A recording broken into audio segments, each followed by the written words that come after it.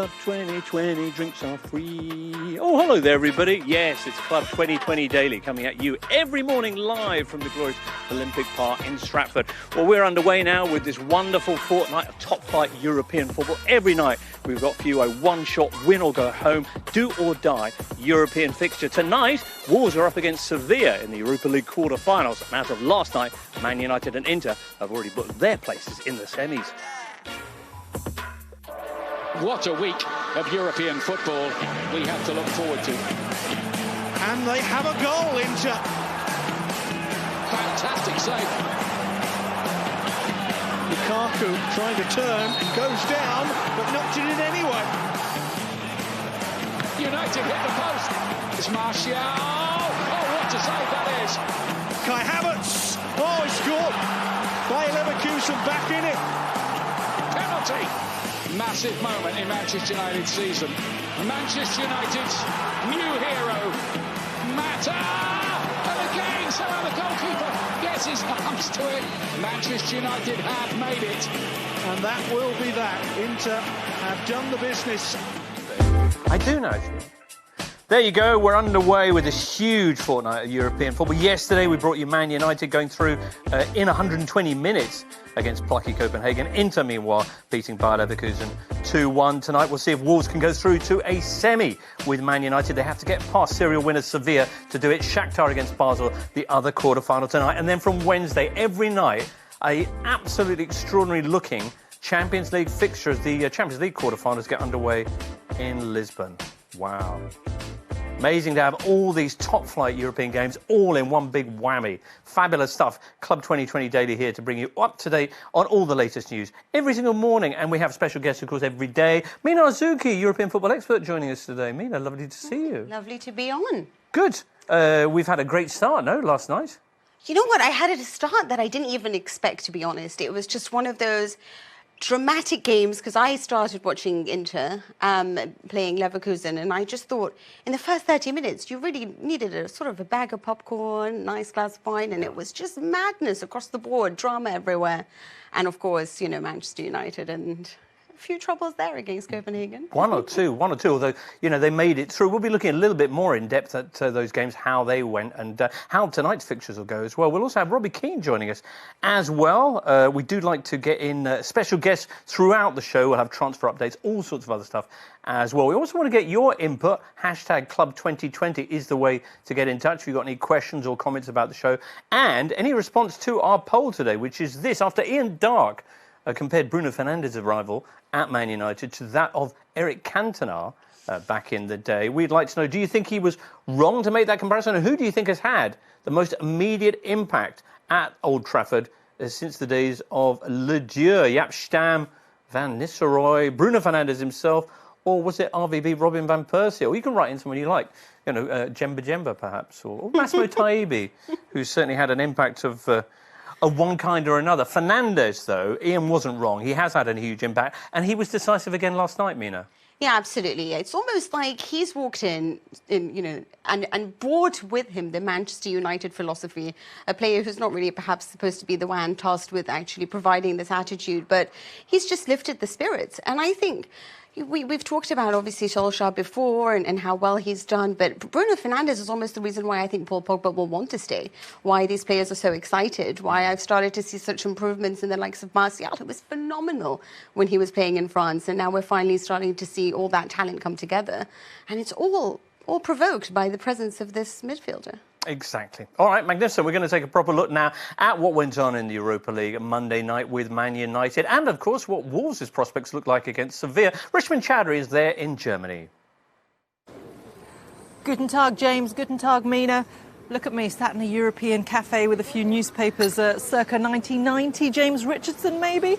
This is very much the morning after the night before United, of course, through to the semi-finals. They had to work hard for it against Copenhagen. An incident-packed game, of course, as you will have seen. 2 disallowed goals, a penalty not given, a penalty given, a world-class performance from the opposition goalie. And, yeah, it was a very tough night. 2 things really stood out for me, James. One of them was the lack of fans, and the second thing was the heat. With regards to the fans, of course, we're used to it in the Premier League now, aren't we? But in a European competition, a knockout game of that magnitude, with everything that's at stake, you really did miss that buzz and the atmosphere that you would have normally got from a game like that. And the heat, well, that was in excess of 30 degrees throughout the entire evening. UEFA did introduce a sort of refreshments break. And up in the stands, us journalists were struggling because we were wearing masks. So I can't imagine what it was like for 120 minutes out there on the pitch. Very, very difficult indeed. But they are through to the semi-finals and they will face either Wolves or Sevilla. Big, big challenge for Wolves. They've had a marathon season. It began on the 25th of July last year. This is their 59th game of the season. Raúl Jiménez says it will be their toughest test yet, and he is not wrong. Sevilla are the kings of this competition. They've won it 5 times. They are gunning for this one. Definitely among the favourites. I think this will be a very, very big and tough game for Wolves. It's their first European quarter-final in 47 years. They do not want to stop here. And we're not stopping either. We're off to Duisburg in a few hours. Really, really looking forward to this one. Yeah, it's going to be a huge game. That they've had a brilliant run in this competition so far, Wolves, but Sevilla, another level of opposition. You mentioned, though, Mina, that Man United had some perhaps unexpected difficulties against Copenhagen. A lot of that was because of their extraordinary goalkeeper, Carl-Johan Jonsson. I mean, 13 shots that this man has pulled off, and ones that you would never expect, one-handed saves, using his feet, almost every part of his body to really get there and frustrate Manchester United. But to be honest, when it came to the first half, what we're seeing now is all the great chances that United did have. But in the first half, I thought Copenhagen had the best of the chances, really. And I didn't expect them to do so well. And perhaps to a certain degree, you can say United might have underestimated their opponent. Perhaps they're fatigued or tired. And then you look at this. I mean, based on his performance, you would have thought he would have saved this penalty. But Bruno Fernandes, obviously, 21st penalty for United. They had some rough ones in the beginning. They didn't really score them, but they managed to get the important 21 penalties have been awarded, more than any other club in Europe this season. Meantime, as you say, 13 saves there by Jonsson, which equals a Europa League record. One of the other keepers who holds that is Ederson, back from his Portuguese days. I bet there are a lot of Man United fans who are watching that who are thinking, I'd rather have him next season than, say, David De Gea. Oh, well, that is a little bit harsh. Is it? Is it? He was insane last night. The fact that it did go to extra time, though, and in that heat, we've already seen Man United looking a little bit tired. Do you think that's going to have a big impact on their tournament going forward? I do think that playing in that heat, honestly, James, just talking to you in this heat, in this box alone, right. I wonder how these players can manage it. It is an extra half an hour. Obviously, what it does when you have a longer game is it shows you the quality of your opponent. So as good as and plucky as Copenhagen were, obviously, eventually the quality of United shone through. Right. And they can handle that extra half time. There are players that you can bring on, but none of them really can or possess the magnitude and the brilliance of what Solskjaer likes to start off with. So it's going to be difficult for them. I think it's going to be exhausted for them. But they're young enough, I think, to really cope through this. I mean, look at Wolves. How many games did they play? Yeah. I don't know, we're up to close to 60. Yeah, I think that's 59, extraordinary stuff. Among the many people appreciative of what Ole Gunnar Solskjaer is doing, it was actually one of the Copenhagen players. Lovely moment post-game as they were leaving the field. No bitterness among Copenhagen team over that slightly soft penalty with which United won the game. This is what Zeka had to say to Ole as they exited. Thank you very much for everything you've done in Manchester. We're trying to get it back. We're trying. He's helping. This boy is helping. He's a little bit angry when I was take him off. I was a little bit angry. We didn't take him before, but okay. Even though he was giving you the ball all the time. Even though Sporting is my team, but yeah. Keep going. It's a lovely little moment there, and Ole having a bit of a dig at Bruno Fernandes, saying he was giving you the ball the whole time. It's true that for all that Fernandes has been extraordinary since he arrived, of late he's been looking a little bit leggy. Yeah, but then like I said, I can't blame them. I think they do have a lot of games. With this COVID, obviously 19 games were obviously truncated. We had a lot of action over a very short amount of time. And I think there's always a lot of pressure because everyone looks to him to be the leader now because of obviously the impact that he has had. So we obviously know there's Paul Pogba, but he is the spark within that midfield that makes everything sort of glow. And I don't think he wants to disappoint. So there's added pressure from himself, putting him wanting to really dazzle at every opportunity. And so there comes a time when you can only do that for so long in the heat and a long season. All right, extraordinary circumstances, as you say. Meantime, also last night, Inter in action against Bayer Leverkusen. Fascinating tie this was, and just so full of drama. Inter winning 2-1, but, you know, in many ways it was a typical Nerazzurri performance. The reason that they're playing in Germany rather than, say, Lisbon right now is the fact that they don't kill games often. This got a little bit nervous in the second half. Yeah, absolutely, and you said it right. This is so typical of Antonio Conte's Inter. I mean, this is why they called Pazza into how many opportunities. Lukaku found himself in great positions. He had a tremendous game. Obviously scored in 9 Europa League games in a row now. Yeah. 5 of them, of course, with Everton, though. But it was him holding up the ball. And they shouldn't have had the nervy moments that they did. A lot, when you read about what happened today from the Italian papers and the broadcasters, they were saying, how can they just push forward and attack with 9 players by Leverkusen and really leave Lukaku pretty much one-on-one against defenders and using his strength and power and understanding and experience. And the player that he's turned into under Antonio Conte, really it was baffling to have such a almost reckless defence against that attack. But I didn't think that Inter needed anything more than basic football, if I'm honest, to get past. I expected more from Bayer Leverkusen. OK, well, we didn't see it. And Kai Havertz, that might be the last time we see him in a Leverkusen shirt. We're going to get a big transfer update from Fabrizio Romano later on. Meantime, Inter, with their former Man United stars like Lukaku and actually Young, looking absolutely brilliant. Lukaku with his 31st goal of the season. It could well be Man United that Inter face if they both make the final. Of course, Wolves fans won't be hoping that happens because they're going to be, if they get through against Sevilla, taking on Ole Gunnar Solskjaer's side in the semi.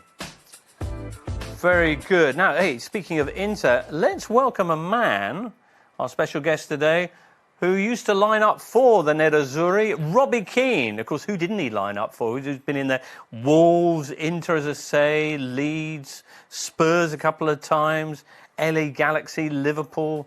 Crikey, if I've missed your team out, I do apologise. But there's been so many. He's played in India as well. And he joins us now. Robbie, lovely to see you. Thanks so much. Whereabouts are you right now? Pleasure. Morning, guys. I'm back in Dublin at the moment, so it's nice to be back here with the family. I'm sure it is. Robbie, you really have to write a book about your extraordinary career. And we were just seeing some of the teams that you played in there, but you played in Italy, you played in India, you've played alongside Ronaldo, you played alongside Beckham. You've just been everywhere and done everything. That Inter team that you were with, I mean, when you went there in when was that, 2000? You were 2000, yeah. Yeah, you walked into a dressing room, presumably on your first day. You walked into a dressing room which featured Ronaldo, the phenomenon, Christian Vieri. Who else was there in those days? Clarence Seedorf was there. Alvaro Recoba. Yeah. Recoba was there. Suker. Wow. Samarano. It was good, you know. For me as a young kid, it was a great opportunity, obviously, to play for one of the biggest teams in the world. And you know, you were very good to me when I went over to Italy and we spent some time together. So I certainly appreciate that at a young age. So that certainly did help me settle into the place. But listen, it was a great opportunity at the time. Maybe looking back, was I probably a little bit too young, possibly, but certainly something that I couldn't refuse. Going from the Premier League for one season at Coventry and then having the opportunity to go play for the biggest team in the world. So it was, you could never ever turn something like that down. Absolutely not. It was Marcello Lippi who brought you out. I was just wondering, how intimidating was it walking into that dressing room the first morning? Well, I think, me, James, I don't really get, too flustered, to be honest with you. So I was fairly, confident, as a young lad. I was just grateful that a couple of lads spoke English, to be honest with you. Obviously, Christian Vieri and Seedorf were the ones that I'd probably latch on to the most. But listen, I think like anyone, when you're a young kid and you're going somewhere completely different, you're out of your comfort zone a little bit. But I'm one of these guys that tries to throw myself into everything. And give my best. And I was very lucky, to get on very well with, all the lads there. As I said, they were very, very good to me, welcomed me with open arms. And as I said, it was a great experience. Brilliant. OK. Later on, then you go to LA Galaxy and you did brilliantly there. You met Barack Obama.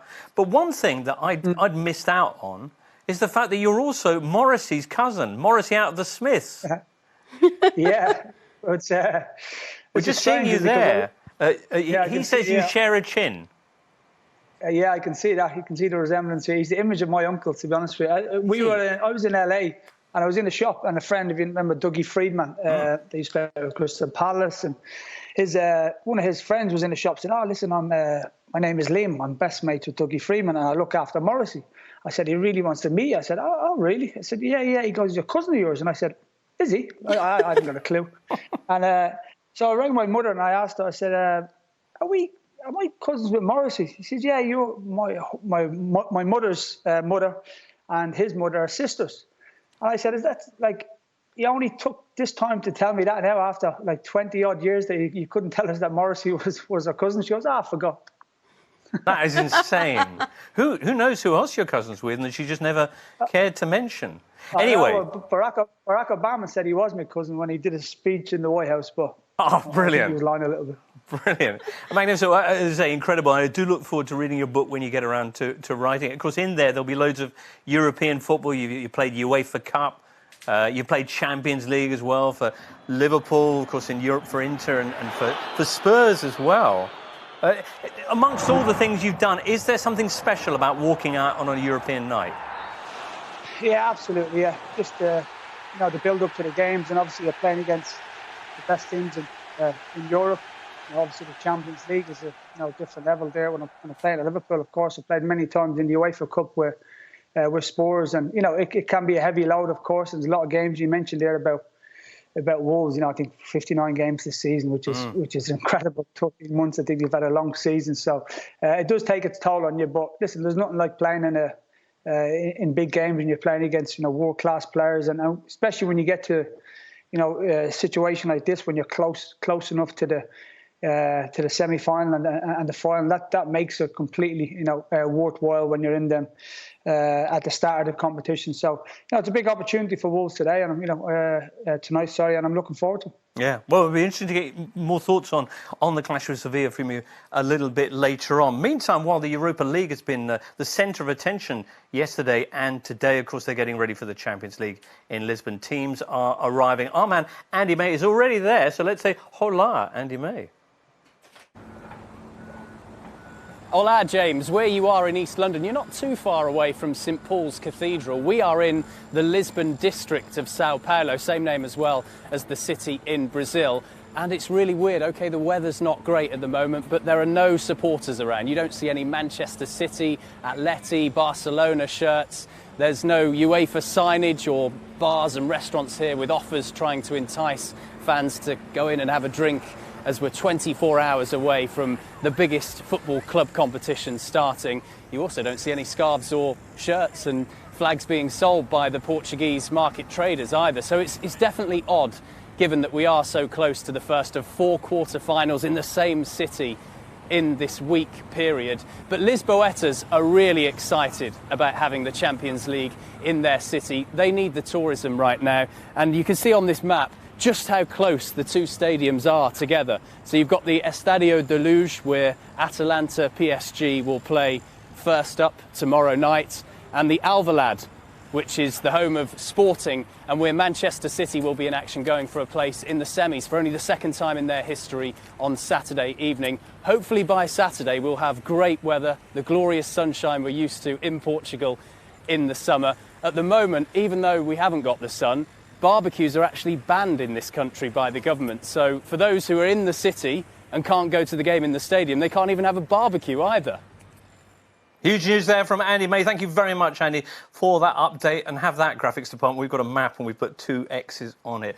On the subject of the Champions League, as I say, teams arriving in Lisbon. And yesterday we were talking about that major story with Atletico Madrid, the fact that 2 of their players, Vasilico and Correa, had tested positive. We didn't know who it was at the time. We now do. They haven't travelled. They're both asymptomatic, so they're not suffering, thankfully. But it does, of course, have an impact. Correa, a huge player for for Atletico Madrid. Some suggestions that they may be able, those 2 players, to feature if Madrid go deep in this competition, but that's in the Spanish press. I'm not sure how true that is. When you look at the lineup, these quarterfinals we've got coming up, one every night, what catches your eye, Mina?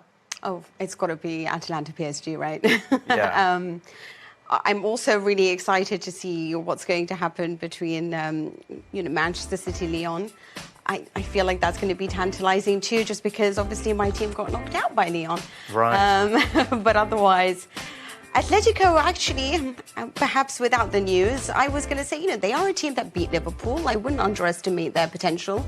They do have an easier route if they are to get there, but I don't think anything can be as tantalising as the football that Atalanta play and the superstars of PSG. Yeah, it's such a fairy tale story as well. Atalanta's annual budget probably wouldn't pay for PSG's pastry bill. Well, it's Neymar's salary covers all of it. Yeah, indeed. Imagine. Indeed. Incredible stuff. Robbie, what have you ringed in red in your diary from these Champions League quarterfinals? Barcelona, Bayern Munich. That's certainly a game that I look forward to. I think you look at Bayern Munich last week against Chelsea, and certainly how dominant they were, and how far ahead I would say at the moment that they are. But then you got Barcelona, you got the genius of Messi, who it doesn't every year. Not only players. As soon as Barcelona come on the TV and I see Messi, I'm so excited just to watch the game. I'd pay a lot of money to watch him. He's a genius, and this is where he comes into his own, doesn't he? When around these stages, and he certainly lifts their team like he did the other day. Brilliant. Messi certainly was the difference as they saw off Napoli in a game I think a lot of people thought they might struggle in.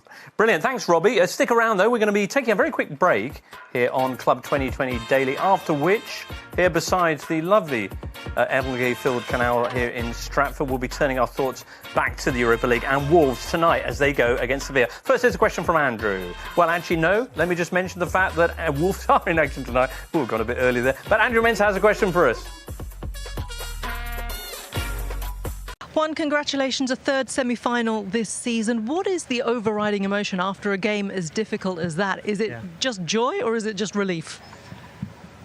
I'll say that today is more relief, to be honest, and tiredness. I think the team is quite tired physically, and you could see in the game it wasn't the best of games, but at this stage of the season, with so many games behind, so many months, it's very important to win games like we did today, and we go through. And we came to Germany with the aim of staying for quite some time, and hopefully we can win this tournament. You say it wasn't a good game. Neutrals really enjoyed watching that game. Our commentary team really enjoyed watching it. It was end to end, particularly in that second half. Yeah. Why was it so difficult? Why was the first half so difficult? And then obviously the second half opened up a lot more. I think it's normal that happens because both teams get a little bit more tired. There are more spaces, there are more chances. First half wasn't easy at all. They defended very well and they played some good football, so credit to them. I'm glad that people enjoyed watching the game with so many chances. We could have scored more goals, to be honest, in the extra time. But we are through. They were seen as the underdogs. Was there a little bit of complacency in the Manchester United team, do you think? No. I don't think it was complacency. We knew they are a good team. They played some great football in the last game when they qualified. So we knew we had to play a good game overall and try to create chances, as many chances as we could, like we did. We scored one goal. Of course, we're happy when we score more than one goal. But overall, now it's time to recover, to train, to wait for the rival in the next round and try to win. Congratulations. Your impressions about the game tonight? We knew it was going to be tough. It's a one-off game, it's a one-off tournament now, so you've got to be concentrated. And, we said from the start, as long as we're on the front foot and play the way we can get the win here. And, I think we was a little bit disappointed not to go in 3-0. Obviously, Robbie had the chance, and, with VAR, the penalty, there's not the penalty. These things happen, and then they score, so it's a little bit on the back foot. But, I think we defended great as a team. We was fantastic. We had to be solid from the start, from the forward line right to the back, and we've done that. And the main thing was to win tonight, and we've done that. Do you see now yourself with 1 foot in the final? No, we've got 2 feet in the semi-final. We can't concentrate on the final as yet. We're going to have another tough game. Every game's going to be tough now, but I think right now we need to recover after this game and prepare ourselves in the right way for the semi-final. And we just enjoy tonight and then get yourself back working for this week until the semi-final comes around. One question about your colleague Lukaku. How do you think his performance against Getafe and tonight, and how important is he for the dream to get to the final? I don't think it's just Getafe and tonight's game. It's been all season since we come back. He's been fantastic, and he's a great player. But we've got so many players, forwards that are in the team to do a good job. Lauti done as much as he could tonight until he come off, and we're going to need everybody. It's a squad game. It's not just the 11 men. It's everyone that's in the squad, and we've got a fantastic squad here. So anyone that's called upon to go out there and do a job will do it and give 100%. Thank you very much. Thank you. Cheers. Congratulations again.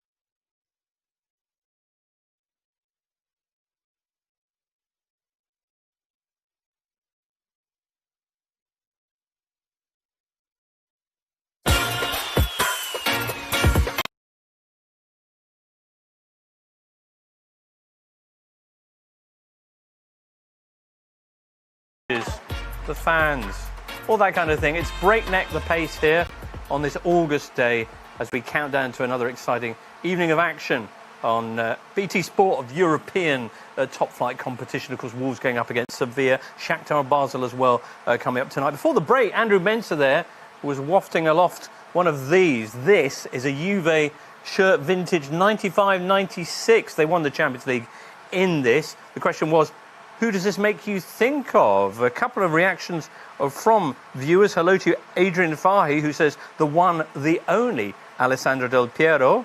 Of course. Lou Patterson says Del Piero and Fabrizio Ravanelli, or as the great Peter Brackley would say, Ravanelli. And Carl Barry says that Juve shirt reminds me of Pavel Nedved. What an incredible player he was. Oh, I mean, you said, of course, when we said Del Piero. Is that your choice? Yeah, it would be. Or even Antonio Conte, to be honest. Yeah, I remember him in that midfield. Yeah. You know, captain and... Balder back then, of course, Conte. Yeah, before... Strangely. Yeah. Before any transplants happened, yeah. Anyway, Robbie, do you have happy memories of the La Signora's shirt from your Inter days? I can't imagine. I was the same. Del Piero, straight away, comes to mind. They're lucky enough to have unbelievable players, but Del Piero would come to mind, yeah. OK. Now, another of your former clubs is Wolves, and they are in action, as I keep saying, tonight against perennial UEFA Cup and Europa League champions Sevilla. Robbie, fair to say that they come on a bit since your day wearing the old gold? Yeah, absolutely. It's been incredible. Certainly the journey the last few years since Nuno's come in. He's done an absolutely tremendous job. He's got really Wolves playing some great football. But a team that nobody really wants to play against. I've been at a few games last season when they played Tottenham. I think Tottenham just beat them 3-2, but it could have gone either way. And they got players that do special things like just seeing there. So they've been very, very impressive. And this guy Jimenez, I've been very impressed with him since he's come over. Not easy, as a striker coming to the Premier League, and it's difficult. And I thought he would do okay. But I didn't think he'd do as well as this. The first season, I think he scored 12 to 15 goals, but now he's in 20. So he's done a remarkable job, and so has Nuno. So I'm very, very, very happy to see them doing this. And if they can win tonight and get to a semi-final, I think it's certainly great for for Wolves, the fans, and everyone. It's as a club that's very close to certainly my heart. That gave me the opportunity to start my footballing career.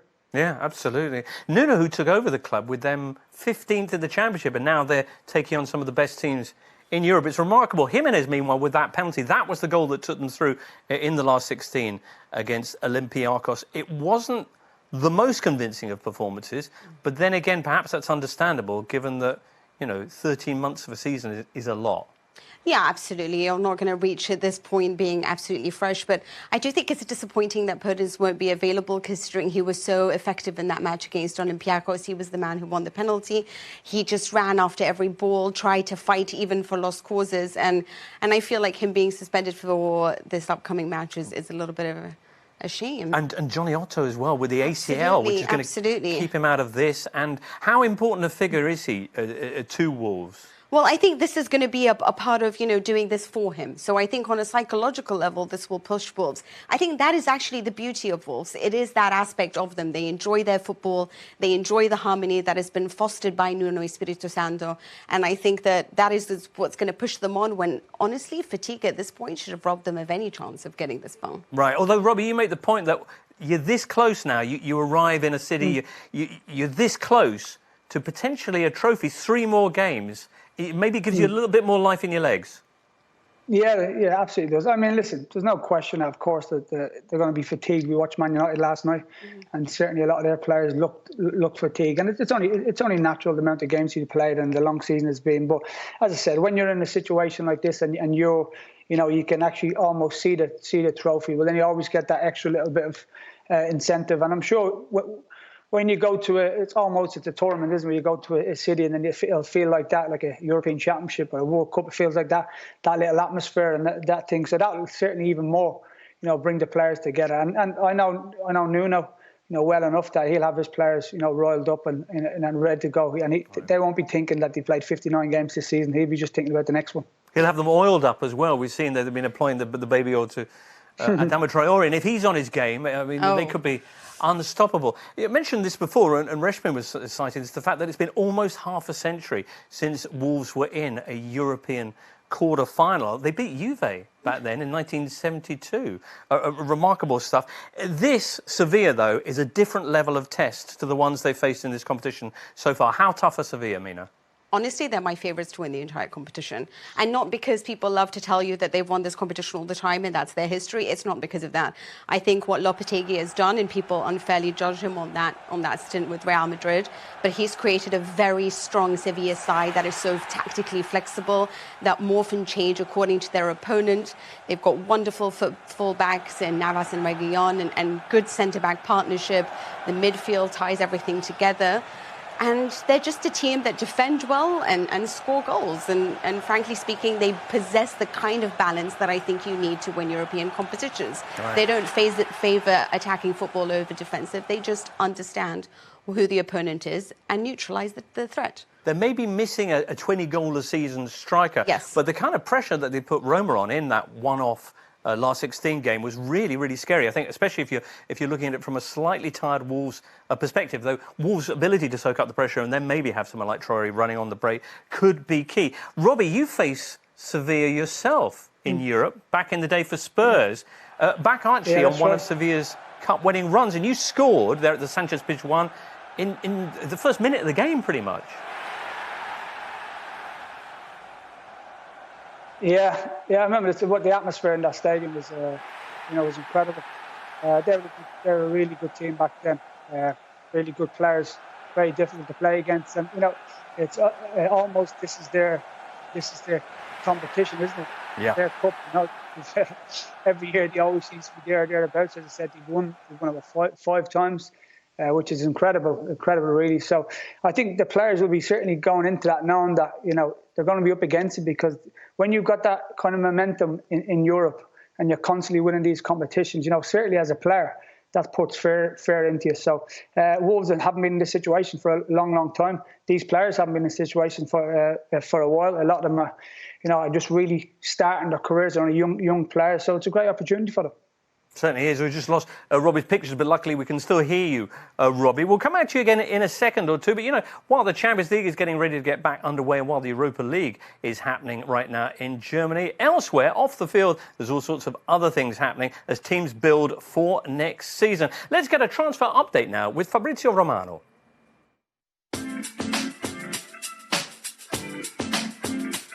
Financial situation in this moment is so complicated between Manchester United and Borussia Dortmund. The two clubs are in talks since 2 weeks. They are trying to find a total agreement after Manchester United found an agreement with the player about his personal terms. His contract was really ready with the player, with his agents. Jadon Sancho wants to move to Manchester United. Then Manchester United started to speak with Borussia Dortmund. They asked 120 million euro to sell the player. This was the fee for Jadon Sancho. Manchester United started to talk also about the possibility of including some add-ons to complete the deal for Jadon Sancho from Borussia Dortmund. At the moment, Borussia Dortmund also told by their director, like Zorc and the same for Watzke, they are convinced the player will stay for next season. Kostas Tsimikas to Liverpool is a done deal. It's an official deal, more than in Rigo, also because everything has been settled between the player and Liverpool. The agreement is totaled for 14 million euro to Olympiacos. The player also had an offer from Italy, an important bid from Napoli, who offered 10 million euro some weeks ago to sign him as left back for next season. They are looking for a replacement for Fauzi Ghulam, but Tsimikas understood that Liverpool were going to try to sign him as backup option for Andy Robertson on next season. He had the call also with Jurgen Klopp on last week, so now it's official. He has seen his contract for the next 5 years, so everything is being completed and Liverpool are going to start an important transfer market. To speak about another important deal of the last hours is Blaise Matuidi, who is going to leave Juventus. Juventus are going to do a revolution with Andrea Pirlo as their new manager. He wants to change, he wants to sell many players, but the main name is Blaise Matuidi, who is going to join Inter Miami. He's going to play to MLS. Also Arsenal, the situation of Willian is going to be completed on next days, on this week, I think, between the Brazilian player and Arsenal. He left Chelsea after many years. He said, okay, decided to start a new chapter, and it will be with Arsenal because he has a total agreement on a 3 years contract. Willian has decided to join Arsenal also because many rumors were about Juventus, were about Barcelona, but no one really contacted Willian to sign. The most convinced team has always been Arsenal. They have an agreement with the player, so he will join Mikel Arteta's side on next days. Excellent. More from Fabrizio as this fortnight progresses. Just a couple of notes on that. Kostas Tsimikas, who had a great game for Olympiacos the other day in the last 16, and has now made a move to Liverpool. Obviously, you have one or two full-backs already, but he will provide important backup, possibly in the Milner role there for Robertson. What huge thighs we just saw there. They're absolutely enormous. Robbie, to me, they seem like, I don't know, has he been stung by a bee or something? As a footballer yourself, did they look preternaturally big? Well, they're a lot bigger than mine, put it that way. I was never the biggest, so yeah, they look good. But he looks a good now. He looks decent, as I said. I think Liverpool as well. You can't stand still. Alex Ferguson never did it for years. It's important when you win the league that you add to the players that's going to help the squad. So it's a good sign for Liverpool, I think. All right. Was Roberto Carlos still at Inter when you were there? I think he'd probably gone by then. No. Gone, right. Yeah, he left. Because he had the biggest thighs. Anyway, all right. Another thing we saw there was Blaise Matuidi leaving Juventus for Inter Miami, of course, run by your old teammate, David Beckham. How big a change is that going to be for Blaise as he leaves one of the biggest clubs in Europe for this new MLS side? You've done a similar move yourself. Yeah. Listen, the MLS is at the moment has grown rapidly, as we know. When I was there the first year to when I left was incredible. The turnaround and the fans in the stadium. So I spoke to David, and he wants to bring players in who's still hungry. Who's going to improve the squad. And then you got people that's played at the highest level. That's going to go into a club like Inter Miami and help the younger players. Players will look up to him, respect him, and he'll get the best out of the young players and help them, push forward. To try and win, a championship for David, which I know he's desperate to do. All right. Well, it's a time of change, of course, at Juve. The new manager, Andrea Pirlo, coming in and having a bit of a revolution. Mina really briefly, we're almost out of time. But what's your feeling about the fact that your club, Juve, have appointed a man who's never managed a minute? Yes, obviously that is a little bit scary, but frankly speaking, when you hear Maurizio Sarri come out after a match and say, "Oh, I expected worse," I'd like to have a coach who understands what it's like to want to win, to push for the win, and to be arrogant in getting that win, a little bit like Zinedine Zidane was. You're happy then? I'm thrilled. Okay, super. We asked you back at the start of the show what player you think has had the most immediate impact on Man United in terms of a transfer coming in since Eric Cantona. Was it Bruno Fernandes? Hey, look at that. Robert Van Persie is currently the leader. Of course, left Arsenal, went to Old Trafford and no one ever picks a defender. Jaap Stam, well, he had a huge impact. He helped win the... we got loads of people who've written in about this. Let's see, there's one about Jaap Stam who pointed out that he won the treble with them. So that was fantastic. Robbie, who do you think has had the most immediate impact for Man United? I agree with you. No one ever mentions defenders. As a striker myself, you'd always want strikers. For some reason, they always get the headlines. But I think Van Persie, to be fair, when he left Arsenal, which was a big dig out to Man United, I think his impact, certainly that year was huge. But I have to say, Fernandes coming in, from Portugal, and what he's done, he's steadied the ship there. The players look like they're happy, they're enjoying playing, certainly playing alongside him. We haven't heard, since he's gone in yet, anything about Pogba wanting to leave or his agent coming on. So, which is incredible. So it just goes to show that he must be the players and people like Pogba is enjoying, playing with someone like him. So he's definitely made a huge impact. Absolutely. Nice one, Robbie. Thank you so much for being with us today. We're almost out of time. Quick reminder where we are in this incredible fortnight of football. Europa League, Man United and Inter are in the semis. Can Wolves and either Shakhtar or Basel make their way through? Wolves against Sevilla, that's this evening. Champions League quarterfinals get underway and brilliant matches every night, starting from Wednesday with Atalanta PSG. Of course, every day, Club 2020 Daily will be here by the banks of the scenic Stratford Canal to bring you all the latest, everything you need to know, really, to have a conversation about this incredible one-off concentration of top European fixtures. Brilliant stuff. Many thanks to Robbie for joining us from Dublin. Fascinating insight into his remarkable career. Mina, brilliant stuff from you as well. Hope we'll be seeing you again as the tournament progresses. Hope you enjoyed the show and make sure you tune in for Wolves Sevilla this evening. Bye for now.